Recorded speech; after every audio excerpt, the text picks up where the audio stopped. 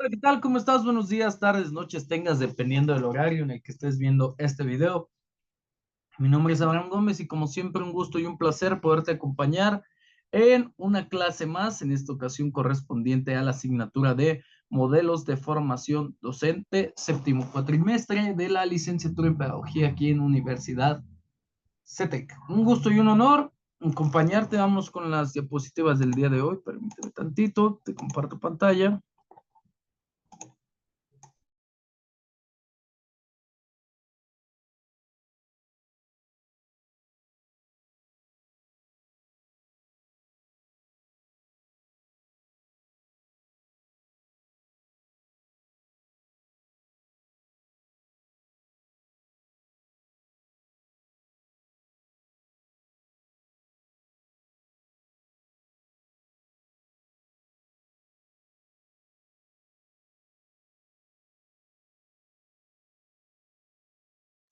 Bienvenido a este segundo bloque, bienvenido a este segundo bloque específicamente a la clase 9 o a la clase 1, por eso le pusimos acá 9.1, lo consiguiente le pondremos 10.2, 11.3 y así nos vamos a ir. El día de hoy vamos a hablar sobre la pedagogía institucional en Francia. ¿Qué vamos a entender o qué entendemos por la pedagogía institucional en Francia? Esta clase es un poco cortita de manera conceptual y te voy a dejar un apoyo visual para que esté completo el panorama. Uno de los principales representantes y creadores de la pedagogía institucional en Francia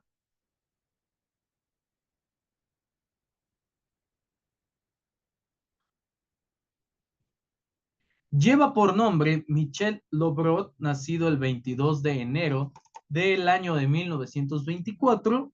Este señor fue un humanista desde su enfoque, psicosociólogo y pedagogo francés, uno de los principales fundadores de la pedagogía institucional. Movimiento pedagógico es uno de los movimientos contemporáneos o más cercanos a la contemporaneidad. Funcionales, ¿ok? Es fundador, como te repito, de la pedagogía institucional, de este movimiento surgido en Francia, anótalo porque probablemente va a ser pregunta de examen, en la década de 1960 y 1970.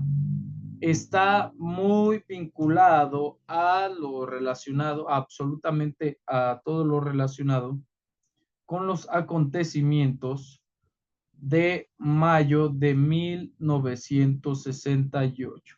Si tú no sabes qué fueron los acontecimientos de mayo de 1968 a lo largo del mundo, en muchas partes del mundo se dieron origen movimientos estudiantiles, médicos, educativos, filosóficos, que iban en contra de todo el año de mayo, pero específicamente eh, en algunas partes importantes de todos los países.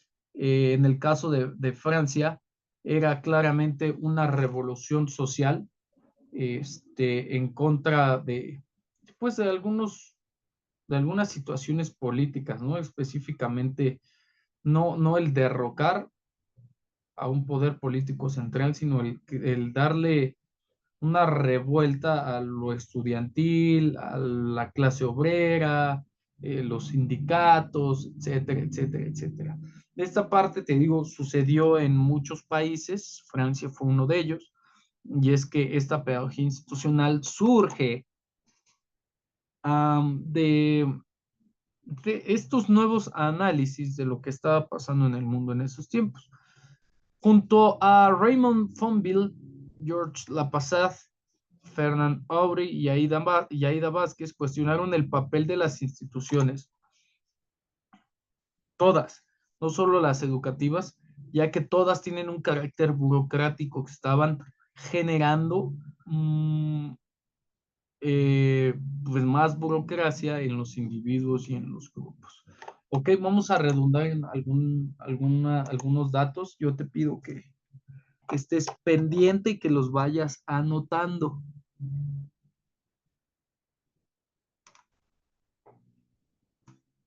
Michel Lobrot publicó así tal cual, por eso estamos viendo pedagogía institucional. este libro, en el año de 1966, proponía una autogestión educativa, ¿sí? En donde las personas pudieran hacer uso de todas sus capacidades sin que quedaran limitadas por las estructuras institucionales. Ya sabes que de repente pasa el de, oye, si mejoramos esta parte de la escuela, así, así, así, o si en lugar de ser evaluaciones de exámenes podemos generar un proyecto que le ayude a la escuela, y si la escuela decía que no, pues no. Él hacía ese análisis y sí,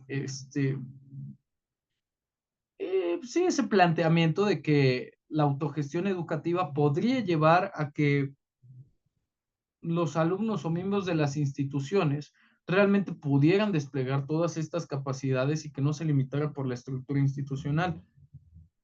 ¿Qué hacen? Fomentan la sumisión, restringen la creatividad y la libertad humana desde su punto de vista. Este libro se divide en dos partes, los orígenes de la escuela y la pedagogía burocrática, y la segunda parte desarrolla la propuesta de autogestión política, terapéutica, pedagógica y social.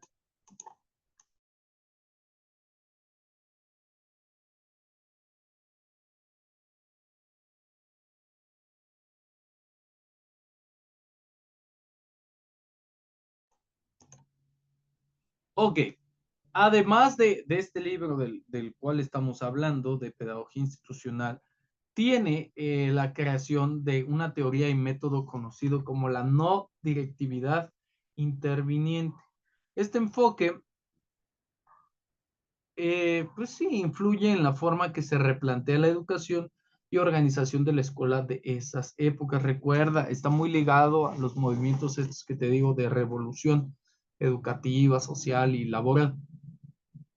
Es uno de los autores contemporáneos, es uno de los pedagogos que más promueven la autogestión, que tiene una funcionalidad bajo estos parámetros en Francia y que es adoptado en algunos otros lados, de la liberación de las limitaciones impuestas por las instituciones educativas, y su trabajo se vuelve relevante para todos aquellos que buscamos enfoques más humanistas y participativos en la educación, sí, que no estemos esperando o esperanzados a que pueda suceder eh, algo más adelante. ¿Okay?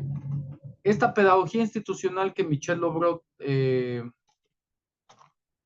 desarrolló, te repito, es un movimiento pedagógico que marca las décadas del 60 y del 70.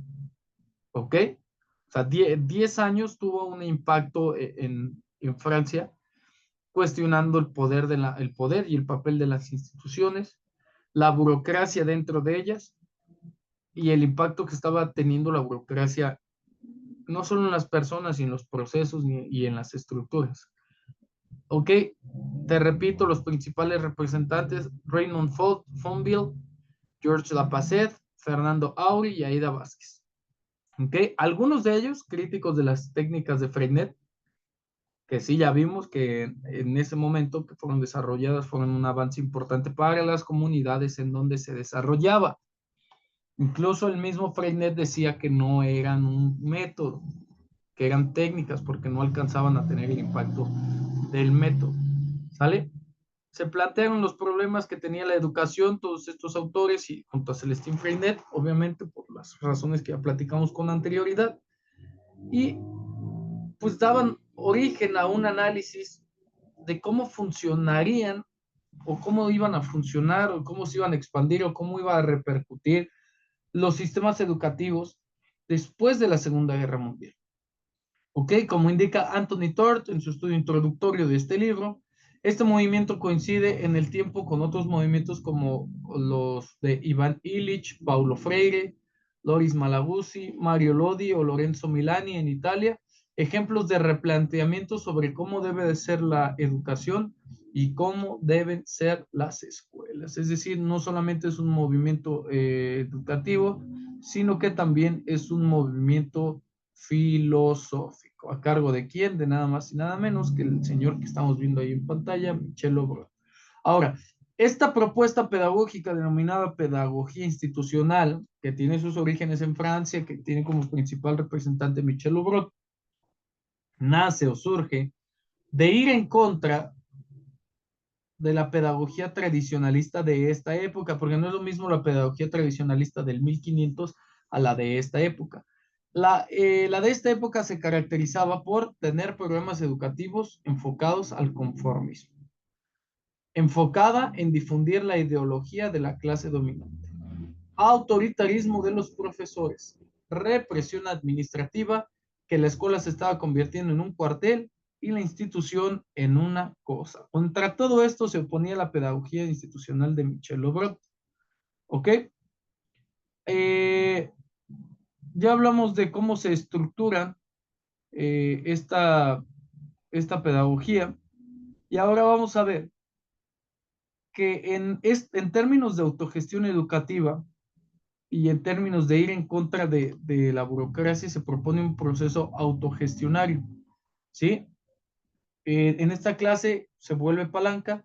La clase es una institución que puede ser discutida por el grupo, por los maestros, por los alumnos, y la preocupación final es permitir al niño asumir una mayor responsabilidad de su deseo de aprender y de participar en la vida social del grupo.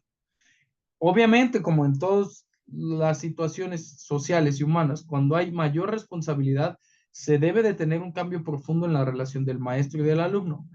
Algo quizá más radical que los métodos activos, porque ambos ya tienen una participación a la par y al mismo nivel. Michel Obrot propone que el educador debe abstenerse de interferir en los análisis de los educandos, ¿sí? Para que ellos puedan desarrollar los propios. En cuanto a la organización escolar, se debe limitar a hacer propuestas a los educandos, ya que ellos serán quienes determinen sus procesos de organización. A nivel de contenido, aportar ideas solo cuando el educando se lo demande. Así es como su pedagogía institucional le permite al educando ser responsable de su propio aprendizaje y de su formación a través de la autogestión. ¿Quieres aprender? Sí, entonces toma la responsabilidad de aprender. Es tuya. El educando va a ser aquel que se encargue de organizar absolutamente todo, la escuela, los recursos, los alumnos, para que pueda ocurrir el aprendizaje. Según Michel Lobrot, existen 3 tipos de autogestión. ¿Cuáles van a ser esos 3 tipos de autogestión? La política, que se refiere al conjunto de actividades de un grupo para defenderse de amenazas externas o internas, dentro o fuera del grupo. La autogestión terapéutica, que se analiza a través de un analista y un paciente que realizan actividades específicas para resolver conflictos. La autogestión pedagógica, el principio consiste en colocar en manos de los alumnos todo lo que sea posible, no la elaboración de programas o la decisión de los exámenes, que no dependen ni del docente ni de los alumnos, obviamente tiene que ver con otros parámetros institucionales y de organizaciones superiores, sino el conjunto de la vida, las actividades y la organización del trabajo en el interior de este marco educativo, ¿sale? A eso se refería Michel Obrot. Y por último, la autogestión pedagógica, un principio que consiste en colocar en manos de los alumnos todo lo que sea posible, ¿sí? Como ya veíamos en la diapositiva pasada, pero se los dejo para que lo puedan ver un poquito más en grande. No solo los alumnos pueden trabajar o no, sino que además pueden decidir por sí mismos sus relaciones en el aquí y en el ahora, qué vamos a hacer y a partir de qué. Actividades comunes, organizar su trabajo, objetivos que se pretenden seguir, ¿ok? Ya que en sus manos las instituciones tienen a sus clases que pueden, según los casos, dejar en suspenso, constituir un acuerdo con nuevos modelos de acuerdo con modelos tradicionales, es decir, elegir la forma correcta para aprender. ¿Sale? Institucionalizando a través de principios pedagógicos. Le vamos a cortar aquí y yo te voy a dejar 2 apoyos muy buenos y muy padres con respecto a esta teoría y a esta aportación de la pedagogía institucional. También te voy a mandar al grupo el resumen de este libro, Pedagogía Institucional hacia la escuela, hacia la autogestión. Mi nombre es Abraham Gómez y como siempre un gusto y un placer acompañarte en una clase más. Nos vemos ahorita en la clase en vivo.